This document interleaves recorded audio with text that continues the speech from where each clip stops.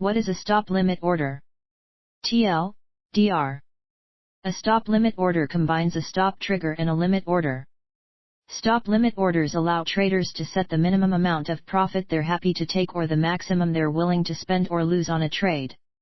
Once you set a stop limit order and the trigger price is reached, a limit order will be placed automatically, even if you are logged out or offline. You can strategically place stop limit orders by considering resistance and support levels and the asset's volatility. In a stop limit order, the stop price is the trigger price for the exchange to place a limit order. The limit price is the price at which your order will be placed. You can customize the limit price, which is usually set higher than the stop price for a buy order and lower for a sell order. This difference accommodates market price changes between the time the stop price triggers and the limit order is placed. Introduction. If you want to start actively trading rather than HODL, you'll likely need to use more than market orders. A stop limit order provides more control and customizability. The concept can be confusing for beginners, so let's go through the key differences between limit, stop loss, and stop limit orders first. Limit order versus stop loss order versus stop limit order. Limit orders, stop loss orders, and stop limit orders are some of the most common order types. Limit orders let you set a range of prices you're happy to trade at. A stop loss order sets a stop price that triggers a market order, and a stop limit order combines aspects of the two.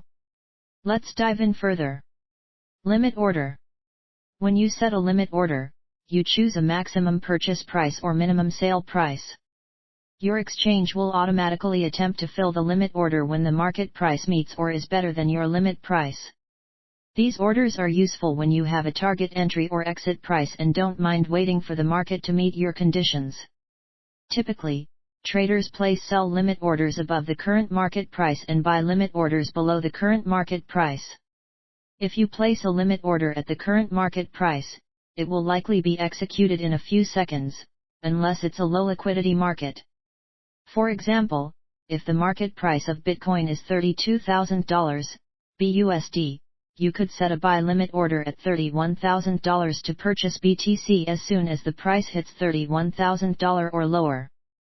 You might also place a sell limit order at $33,000, meaning that the exchange will sell your BTC if the price goes to $33,000 or higher. Stop limit order. As mentioned, a stop limit order combines a stop trigger and a limit order. The stop order adds a trigger price for the exchange to place your limit order. Let's see how it works. How does a stop limit order work? The best way to understand a stop limit order is to break it into parts. The stop price acts as a trigger to place a limit order. When the market reaches the stop price, it automatically creates a limit order with a custom price, limit price. Although the stop and limit prices can be the same, this isn't a requirement. In fact, it would be safer for you to set the stop price, trigger price, a bit higher than the limit price for sell orders. For buy orders, you can set the stop price a bit lower than the limit price. This increases the chances of your limit order filling after it triggers.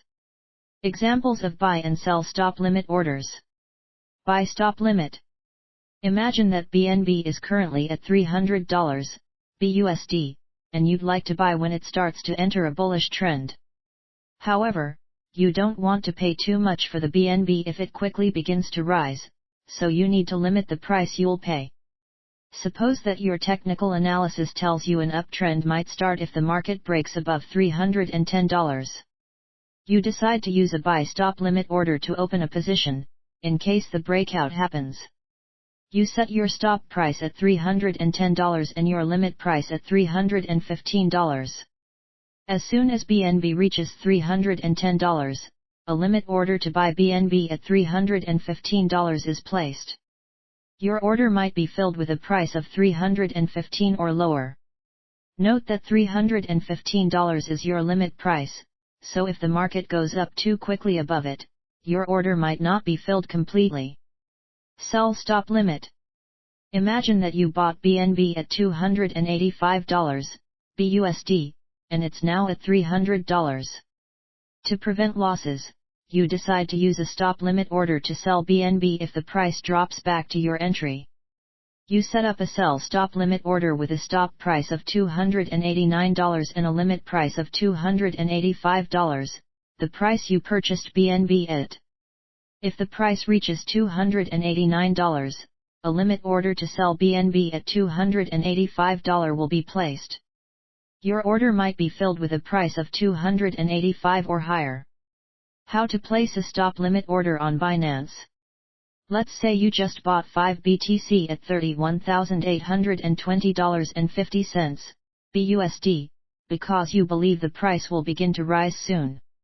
In this situation, you may want to set a stop limit sell order to alleviate your losses if your assumption is wrong and the price starts to drop. To do that, log into your Binance account and go to the BTC/BUSD market. Then click on the Stop Limit tab and set the stop and limit price, along with the amount of BTC to be sold. If you believe that $31,820 is a reliable support level, you may set a stop limit order just below this price, in case it doesn't hold. In this example, we will place a stop limit order for 5 BTC with the stop price at $31,790 and the limit price at $31,700. Let's go through this step by step. When you click Sell BTC, a confirmation window will appear. Make sure everything is correct and press Place Order to confirm. After placing your stop limit order, you will see a confirmation message. You can also scroll down to see and manage your open orders. Note that the stop limit order will only execute if and when the stop price is reached.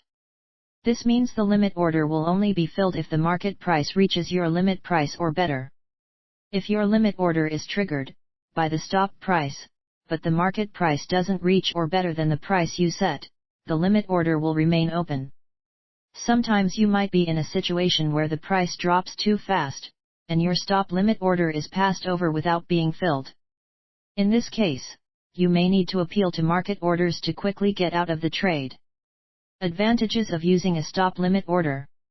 A stop limit order lets you customize and plan out your trades. We can't always be checking prices, especially in the 24/7 crypto market. Another advantage is that a stop limit order lets you set a suitable amount of profit to take. Without a limit, your order would be filled at whatever the market price is. Some traders prefer to hold than sell at any cost. Disadvantages of using a stop limit order. Stop limit orders share the same disadvantages as limit orders, mainly because there's no guarantee they will execute. A limit order will only start to fill when it reaches a specified price or better. However, that price may never be met. Even though you can create a gap between your limit and stop prices, the gap may not be enough sometimes. Highly volatile assets can overshoot the spread you place in your order. Liquidity can also be a problem if there aren't enough takers to fill your order. If you're worried about your orders only partially filling, consider using Fill or Kill. This option specifies that your order should only execute if it can be filled completely. However, note that the more conditions you add to your order, the less likely it will execute at all. Strategies for placing stop limit orders. Now we've studied stop limit orders, what's the best way to use them? Here are some basic trading strategies to increase the effectiveness of your stop limit orders and avoid some of their disadvantages. 1. Study the volatility of the asset you're placing a stop limit order on. We already recommended setting a small spread between the stop order and limit order to increase the chances of your limit order being filled. However, if the asset you're trading is volatile, you may need to set your spread a bit larger. 2. Think about the liquidity of the asset you're trading. Stop limit orders are particularly useful when trading assets with a large bid-ask spread or low